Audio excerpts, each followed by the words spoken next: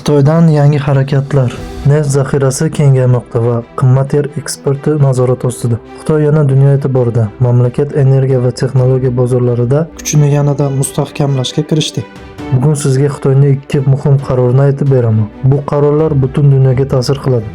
Xitoy hukumati yangi loyiha boshladi. Mamlakat bo'ylab 11 ta yirik neft saqlash bazasi quriladi. Bu bazalar jami 27 million kub metr neftni saqlay oladi. Ma'lumotlarga ko'ra, bu harakat Xitoyni energiya sohasida yanada mustaqil qiladi va importga bo'lgan qaramlikni kamaytiradi.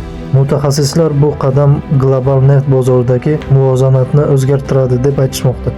Xitoy endi strategik xomashyolarni, ya'ni telefonlar, elektromobillar va yarim o'tkazgichlar uchun zarur bo'lgan qimmat yer metallari eksportini qat'iy nazorat ostiga oladi.